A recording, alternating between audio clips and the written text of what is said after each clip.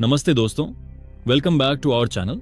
आज हम 2013 की The Wolf of Wall Street नाम की मूवी को एक्सप्लेन करेंगे। ये कहानी जॉर्डन बेलफोर्ट्स की जिंदगी की सच्ची घटना पर आधारित है, जिन्होंने अपनी जिंदगी में शेयर मार्केट से अरबों रुपए कमाए, जिसके लिए उन्होंने ऐसा रास्ता अपनाया जिससे उन्हें कामयाबी तो मिल गई, पर उनकी जिंदगी में उनका सब कुछ छीन गया। अगर आप शेयर मार्केट से जुड़े हुए हैं या फ्यूचर में जुड़ना चाहते हैं तो ये वीडियो आपको जरूर देखना चाहिए। और दोस्तों, वीडियो पर कमेंट और वीडियो को शेयर करना मत भूलिएगा। तो कहानी की शुरुआत होती है साल 1987 में अमेरिका के न्यूयॉर्क शहर से, जहां हम जॉर्डन बेलफोर्ट को देखते हैं। वह एक मिडिल क्लास परिवार से था और वॉल स्ट्रीट पर एक स्टॉक ब्रोकर का काम करता था। उसका काम था लोगों को कॉल करके शेयर बेचना। उस जमाने में टेक्नोलॉजी इतनी एडवांस थी नहीं जिससे एक बटन दबाकर शेयर खरीदा या बेचा जा सके, बल्कि ब्रोकर को कॉल करके शेयर खरीदना या बेचना पड़ता था। जॉर्डन का बॉस मार्क हैना, जिसके अंदर वह काम सीख रहा था, वह ड्रग एडिक्ट था और जॉर्डन को भी खुद के जैसा जिंदगी जीने के लिए कहता था। मार्क हमेशा कहता था, क्लाइंट्स की नहीं बल्कि अपने आप को अमीर बनाने के बारे में सोचो। शेयर मार्केट की दुनिया में कागज पर दिखाओ कि तुम क्लाइंट्स को अमीर बना रहे हो, लेकिन असल में कमीशन लेकर तुम खुद अमीर बनो। और वो ये भी कहता था कि मार्केट चढ़े या गिरे, हमें उससे कोई फर्क नहीं पड़ता, हमें सिर्फ अपने कमीशन से मतलब है। ठीक हमारे ब्रोकरेज कंपनियों की तरह, जिन्हें सिर्फ अपने कमीशन से मतलब है, बाकी क्लाइंट जाए भाड़ में, उन्हें इससे कोई मतलब नहीं। और कभी अपनी ऐप में गड़बड़ी करके कस्टमर का लाखों करोड़ों का लॉस करवा के बाद में इसे ग्लिच का नाम देकर निकल जाना। खैर, अब इस तरह जॉर्डन की जिंदगी ठीक ठाक चल रही थी, लेकिन 19 अक्टूबर 1987 को उसे अपनी नौकरी से हाथ धोना पड़ा। इस दिन पूरी दुनिया में स्टॉक मार्केट क्रैश हो गया था। बहुत सारी कंपनियों को भारी नुकसान हुआ और बहुत से लोगों की नौकरियां चली गईं। इस दिन को स्टॉक मार्केट के इतिहास में ब्लैक मंडे कहा जाता है। अब इसके कारण जॉर्डन की भी नौकरी चली जाती है और अब वह निराश होकर घर बैठा था। जॉर्डन अपना घर चलाने के लिए कोई भी काम करने के लिए तैयार था। वो न्यूज़पेपर में जॉब ढूंढना शुरू करता है, लेकिन उसकी वाइफ टेरेसा उसे बोलती है कि वो स्टॉक ब्रोकिंग का ही काम करे। जॉर्डन टेरेसा से कहता है कि मार्केट क्रैश हो गया है और इस वक्त स्टॉक ब्रोकर की किसी को जरूरत नहीं है। तभी टेरेसा उसे अखबार के एक छोटे से इश्तिहार को दिखाती है, जो कि एक छोटी सी ब्रोकरेज कंपनी का था। अगले दिन जॉर्डन वहां पर इंटरव्यू देने पहुंच गया। इंटरव्यू के दौरान जॉर्डन को पता चला कि यह एक बॉयलर रूम ब्रोकरेज फर्म है। बॉयलर रूम एक तरह का कॉल सेंटर होता है, जहां पर लोग कस्टमर्स को कॉल करते हैं और उन्हें झूठी पॉलिसी, झूठे वादे करके उनके पैसों को इन्वेस्ट कराते हैं। फिर उस पैसे को बेकार या नकली कंपनियों में इन्वेस्ट कर देते हैं, जिससे इन्वेस्टर्स का नुकसान होता है, लेकिन कंपनी के कर्मचारियों को मोटा कमीशन मिलता है। जबकि पहले वाली नौकरी में जॉर्डन को सिर्फ 1% कमीशन मिलता था। वह वहां काम करने के लिए और भी ज्यादा एक्साइटेड हो जाता है। जॉर्डन अपनी बातों से उनको विश्वास दिलाता है कि वो उनकी कंपनी के लिए अच्छा कर सकता है और फिर उसे वहां पर जॉब मिल जाती है। जॉर्डन अपने बॉस की सिखाई हुई बातें और पुराने जॉब का एक्सपीरियंस सब कुछ यहां पर इंप्लीमेंट करता है और अपनी काबिलियत का सही तरीके से इस्तेमाल करके वो कई लोगों का पैसा अलग अलग कंपनीज में इन्वेस्ट करवाता है। उसने पहले ही दिन एक क्लाइंट को फोन कर $6,000 के शेयर बेच डाले और $2,500 का कमीशन कमा लिया। अब अपनी शानदार बोलने की कला और तकनीक, जिसे देख वहां के सभी एम्प्लॉयज भी हैरान थे, उसी के बदौलत जॉर्डन वहां के सबसे ज्यादा कमाने वाले एम्प्लॉय बन जाता है। वह बहुत कम समय में खूब सारे पैसे कमाए और जल्दी ही एक महंगी स्पोर्ट्स कार भी खरीद ली। कुछ दिनों बाद जॉर्डन जब एक रेस्टोरेंट में खाना खा रहा था, तभी उसकी मुलाकात डॉनी अजॉफ नाम के एक आदमी से हुई। वह जॉर्डन का पड़ोसी था और वह बच्चों के लिए फर्नीचर बनाने वाली एक कंपनी में काम करता था। वह जॉर्डन की कार की बहुत तारीफ करता है और साथ ही साथ उससे यह भी पूछता है कि वो काम क्या करता है और कैसे इतने कम समय में इतनी महंगी गाड़ी खरीद ली। तब जॉर्डन उसे बताता है कि वह एक स्टॉक ब्रोकर का काम करता है, लेकिन डॉनी को विश्वास नहीं होता कि जॉर्डन स्टॉक ब्रोकिंग से इतने पैसे कमा लिए कि उसने इतनी महंगी स्पोर्ट्स कार खरीद ली, क्योंकि उस समय पूरी दुनिया में स्टॉक मार्केट की हालत बहुत खराब थी और ज्यादातर लोग अपनी नौकरियां खो चुके थे। ऐसे में स्टॉक मार्केट से पैसे कमाकर इतनी महंगी गाड़ी खरीद पाना नामुमकिन जैसा लगता था। फिर डॉनी पूछता है, अच्छा, इस काम से तुम कितना कमा लेते हो? जॉर्डन जवाब देता है, सही तो नहीं जानता, लेकिन पिछले महीने मैंने $62,000 कमाए थे। डॉनी इस पर हंसते हुए कहता है, अगर तुम मुझे अपना पिछले महीने का पे स्लिप दिखा दो तो मैं अभी अपनी नौकरी छोड़कर तुम्हारे लिए काम करना शुरू कर दूंगा। जॉर्डन उसे अपना पे स्लिप दिखाता है और वाकई उसमें लिखा था कि उसने पिछले महीने $62,000 कमाए हैं। ये देखकर डॉनी तुरंत अपनी कंपनी में कॉल करता है और अपनी नौकरी छोड़ देता है। जॉर्डन भी अपनी नौकरी छोड़कर खुद की स्टॉक ब्रोकरेज कंपनी खोलना चाहता था और इसके लिए उसे लोगों की जरूरत थी, इसलिए वह डॉनी को अपने साथ काम करने के लिए रख लेता है। इसके बाद जॉर्डन और डॉनी एक छोटा सा गैराज किराए पर लेकर पार्टनरशिप में अपनी ब्रोकरेज फर्म शुरू कर देते हैं। साथ ही साथ जॉर्डन अपने कुछ पुराने दोस्तों को भी अपने फर्म में शामिल कर लेता है। अब एक शाम को जब ये सब के सब रेस्टोरेंट में बैठकर अपने बिजनेस के बारे में डिस्कस कर रहे थे, तभी बातों ही बातों में उनमें से एक कहता है, मैं किसी भी कस्टमर को कुछ भी बेच सकता हूं। यह सुनकर जॉर्डन उस आदमी को अपना पेन देता है और कहता है कि सेल मी दिस पेन, यानी ये पेन मुझे बेच कर दिखाओ, जो कि इस मूवी का एक फेमस डायलॉग है। तब वह आदमी बहाना बनाने लगता है। फिर जॉर्डन वही पेन अपने दोस्त ब्रैड को देता है और उसे कहता है कि तुम मुझे इस पेन को बेचकर दिखाओ। वो उसके हाथ से पेन ले लेता है और अगले पल जॉर्डन से कहता है, क्या मुझे नैपकिन पर आपका ऑटोग्राफ मिलेगा? तब जॉर्डन कहता है, लेकिन मेरे पास तो पेन ही नहीं है। तभी ब्रैड उसके सामने वही पेन रख देता है। इसका मतलब यह था कि अगर किसी ग्राहक को कुछ बेचना हो तो पहले उसे यह महसूस कराना होगा कि उसे उस चीज की जरूरत है। खैर, अब कुछ ही दिनों बाद जॉर्डन अपने इन सभी दोस्तों के साथ मिलकर अपनी ब्रोकरेज फर्म में काम शुरू करता है, जिसका नाम था स्ट्रैटन ओकमोंट। जॉर्डन का तेज दिमाग और सेल्स टेक्निक से उसकी कंपनी बहुत ही कम समय में खूब सारा पैसा कमा लेती है।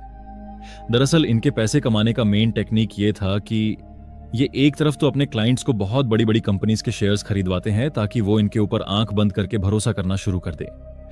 फिर उन्हीं क्लाइंट्स को ये छोटी कंपनीज के शेयर्स खरीदवाते हैं जो सारे के सारे शेयर्स इनके पास होते हैं। ये अपने क्लाइंट्स को बताते हैं कि इन शेयर्स को खरीदने से फ्यूचर में उन्हें मल्टी बैगर रिटर्न्स मिल सकता है, और जो शेयर्स $10 का होता है वो उसी शेयर को अपने क्लाइंट को लगभग दुगनी कीमत पर बेचते हैं, जिससे इन्हें तो बहुत फायदा होता है, पर इनके क्लाइंट्स को पूरी तरह से नुकसान झेलना पड़ता है। और इस तरह के काम को शेयर मार्केट की भाषा में कहा जाता है पंप एंड डंप, यानी कि किसी को झूठ बोलकर मिसगाइड करके कम दामों के शेयर्स को ज्यादा पैसों में खरीदवा देना और पूरा प्रॉफिट खुद ले लेना, जो कि इलीगल है।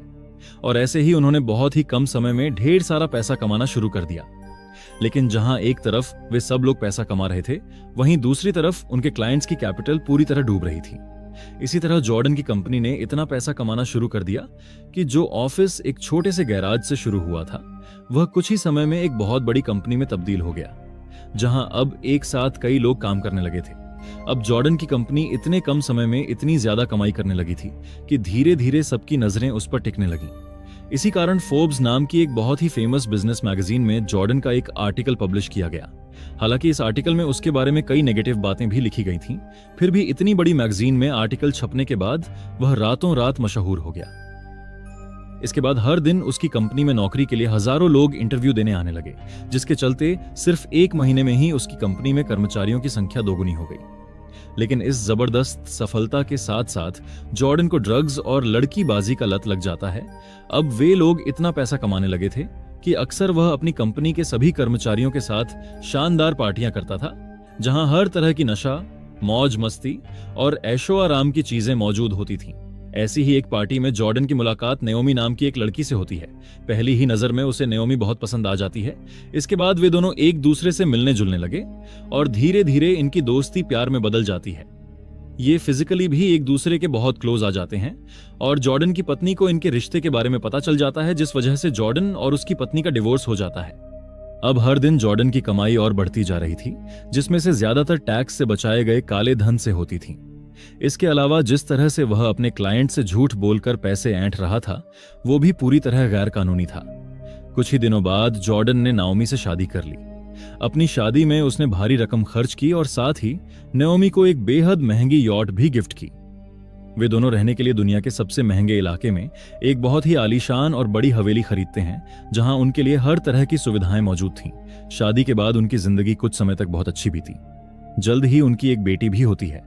लेकिन शादी के 18 महीने बाद जॉर्डन की लग्जरी और नशे में डूबी लाइफस्टाइल की वजह से नाओमी के साथ उसका झगड़ा होने लगा।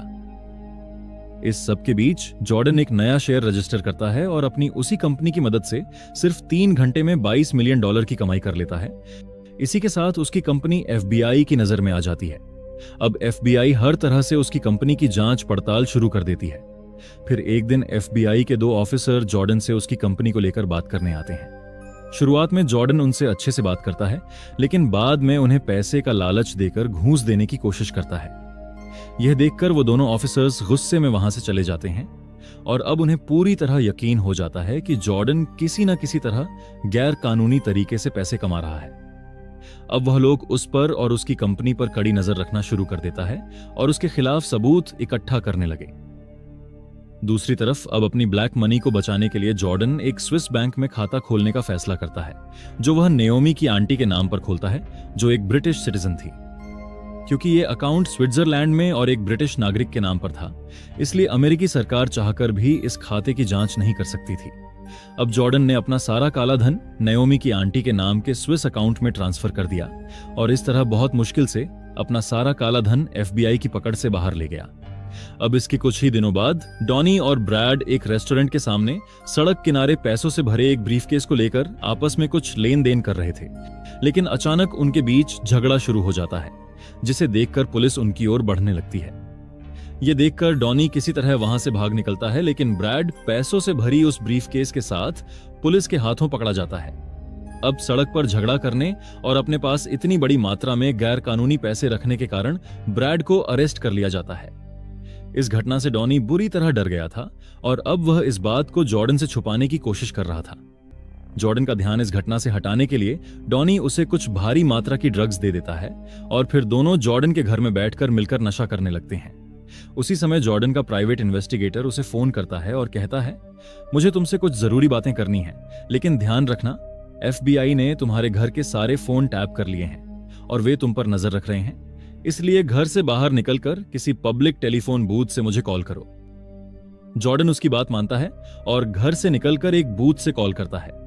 इन्वेस्टिगेटर उसे बताता है, आज सुबह शॉपिंग मॉल के सामने से तुम्हारे दोस्त ब्रैड को गिरफ्तार किया गया है। फिर वह गुस्से में कहता है, जो FBI ऑफिसर तुमसे मिलने आए थे, तुमने उन्हें रिश्वत देने की कोशिश क्यों की? लेकिन जॉर्डन कुछ बोल नहीं पाता। उसकी बातों में लड़खड़ाहट थी, क्योंकि उसने थोड़ी देर पहले ही बहुत भारी मात्रा में ड्रग्स ले ली थी और अब उसकी हालत बहुत ही खराब हो चुकी थी। वह ठीक से खड़ा भी नहीं हो पा रहा था और किसी तरह रेंगते हुए अपनी कार तक पहुंचता है। इसी बीच उसकी पत्नी नायोमी का फोन आता है। वह जॉर्डन को जल्दी से घर आने को कहती है, क्योंकि डॉनी उनके घर के अंदर नशे में बेकाबू हो गया था और अब वो स्विस बैंक के एक व्यक्ति को फोन करके कुछ उल्टी सीधी बातें करने की कोशिश कर रहा था। यह सुनकर जॉर्डन फोन में नायोमी और डॉनी दोनों को रोकने की कोशिश करता है, क्योंकि उसे पता था कि FBI उनके हर फोन कॉल को रिकॉर्ड कर रही है। लेकिन ज्यादा नशा करने की वजह से वह ठीक से बोल भी नहीं पा रहा था। इसके बाद वह किसी तरह धीरे धीरे गाड़ी चलाकर घर वापस आता है। घर पहुंचने के बाद वह डॉनी पर बहुत गुस्सा करता है और उससे इस बात पर बात करने की कोशिश करता है, लेकिन नशा इतना ज्यादा था कि दोनों ही आपस में ठीक से बात नहीं कर पाते और धीरे धीरे दोनों सो जाते हैं। सुबह जब जॉर्डन की नींद खुलती है तो वह देखता है उसके सामने 2 पुलिस ऑफिसर खड़े हैं। वे उसे बाहर लाकर पूछते हैं, क्या कल रात आप खुद अपनी गाड़ी चला रहे थे? तभी जॉर्डन देखता है कि कल रात वह जिस गाड़ी को चलाकर घर आया था वह पूरी तरह से टूटी फूटी हालत में बाहर खड़ी है। उसे समझ में आता है कि कल रात नशे में उसने कई जगहों पर एक्सीडेंट किया होगा, लेकिन इतनी नशे में होने के कारण उसे कुछ भी याद नहीं रहा। अब पुलिस उसे गिरफ्तार कर लेती है, लेकिन वे ये साबित नहीं कर पाते कि गाड़ी जॉर्डन ही चला रहा था, इसलिए मजबूरी में उन्हें उसे छोड़ना पड़ता है। कुछ दिनों बाद ब्रैड को भी जेल से रिहा कर दिया जाता है। ब्रैड ने जेल में कभी भी अपने किसी दोस्त का नाम नहीं लिया था, इसलिए जॉर्डन और उसके बाकी दोस्त एक बार फिर FBI से बच निकलते हैं। लेकिन अब FBI लगातार जॉर्डन की कंपनी और उसकी निजी जिंदगी पर नजर रख रही थी। फिर एक दिन जॉर्डन का वकील उससे कहता है, FBI जिस तरह तुम्हारे पीछे पड़ी है, तुम बहुत जल्द पकड़ लिए जाओगे। इससे बेहतर है कि तुम खुद ही पहले सरेंडर कर दो। मैं कुछ पैसे देकर तुम्हारी सजा कम करवा दूंगा और तुम्हें 12 महीने के अंदर छुड़ा भी लूंगा। यह सुनकर पास में बैठे जॉर्डन के पिता कहते हैं, तुमने अब तक इतना पैसा कमा लिया है कि अब तुम अपने बाकी की जिंदगी आराम से बिता सकते हो, इसलिए अब तुम कंपनी से इस्तीफा दो और पुलिस को सरेंडर कर दो। तुम्हारे दोस्त डॉनी और बाकी लोग मिलकर तुम्हारी कंपनी को संभाल लेंगे। थोड़ा सोचने के बाद जॉर्डन इस सलाह को मान लेता है। अगले दिन सुबह वह इस्तीफा देने के लिए अपनी कंपनी में पहुंचता है, जहां वह सभी कर्मचारियों के सामने एक भाषण देना शुरू करता है और फिर जॉर्डन सभी को बता रहा था कि कैसे उसने इस छोटी सी कंपनी को धीरे धीरे इतना बड़ा बना दिया। अब जब जॉर्डन इस कंपनी को छोड़ने वाला था तो उसके साथ साथ कंपनी के सारे कर्मचारी भी बहुत भावुक हो गए थे। धीरे धीरे सबकी आंखों में आंसू आ गए। लेकिन काफी देर तक भाषण देने के बाद अचानक जॉर्डन फैसला कर लेता है कि वह ये कंपनी नहीं छोड़ेगा, वह आखिरी दम तक यहीं काम करता रहेगा। उसके इस फैसले से वहां मौजूद सभी कर्मचारी बहुत खुश हो जाते हैं।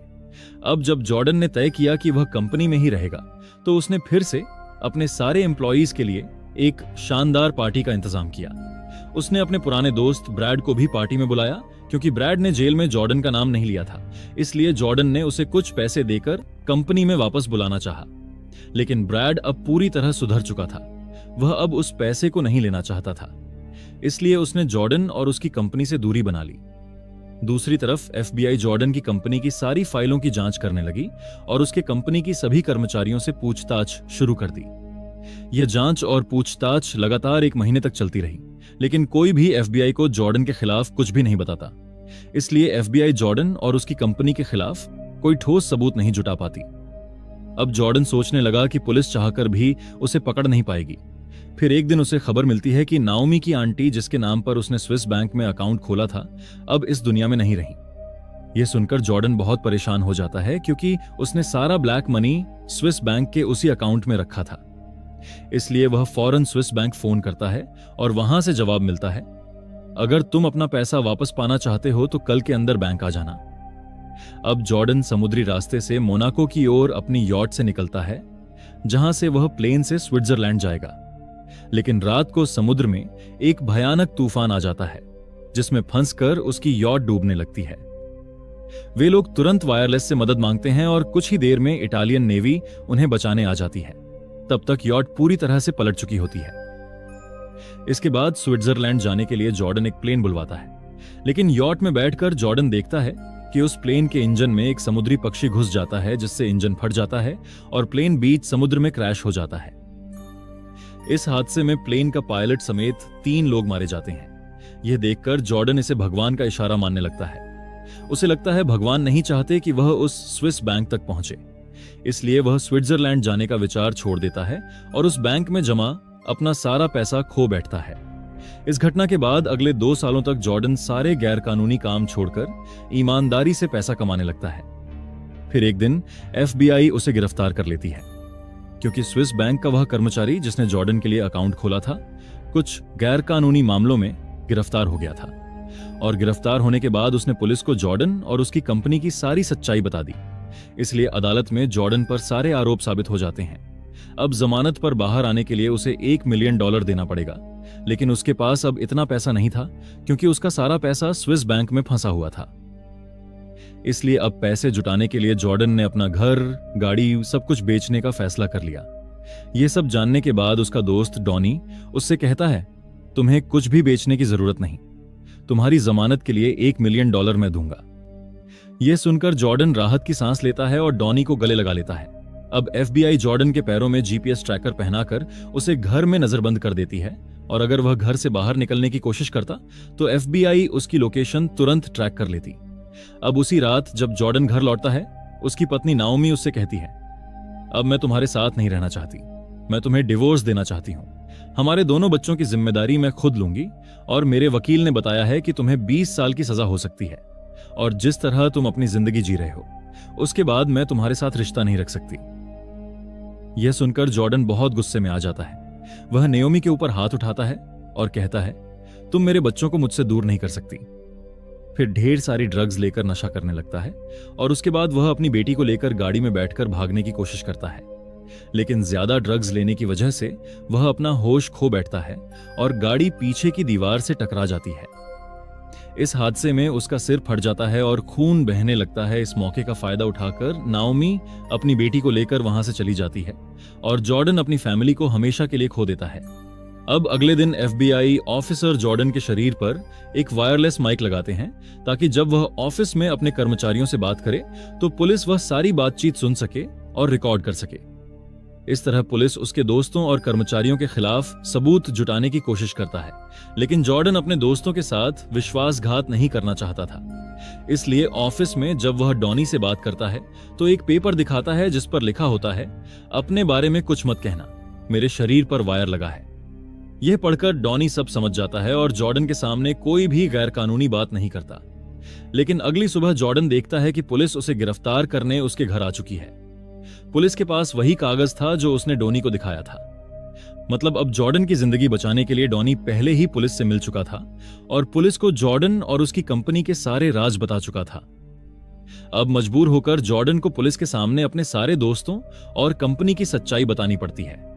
इसके बाद पुलिस उसके ऑफिस पर छापा मारती है और कई लोगों को गिरफ्तार कर लेती है। उसकी कंपनी को पूरी तरह बंद कर दिया जाता है। लेकिन क्योंकि आखिरी वक्त में जॉर्डन ने पुलिस को बहुत सारा ब्लैक मनी बरामद करवाया और बहुत से लोगों की गिरफ्तारी में मदद की, इसलिए उसकी 20 साल की सजा कम होकर सिर्फ 3 साल कर दी जाती है। 3 साल की जेल के बाद अब जॉर्डन पूरी तरह बदल चुका था। जेल से निकलकर उसने सारे गैरकानूनी काम छोड़ दिए और अब वह एक सेल्स ट्रेनर बन गया और वह बड़े बड़े बिजनेस मीटिंग्स और सेमिनार्स में जाकर लोगों को बिजनेस टेक्निक्स सिखाने लगा। और इसी के साथ हमारी आज की कहानी यहीं पर समाप्त होती है। जुड़े रहने के लिए धन्यवाद। अगर आपको वीडियो अच्छी लगी हो तो लाइक, शेयर और नए हैं तो सब्सक्राइब करना ना भूलें। मिलते हैं अगली बार और एक रोमांचक कहानी के साथ।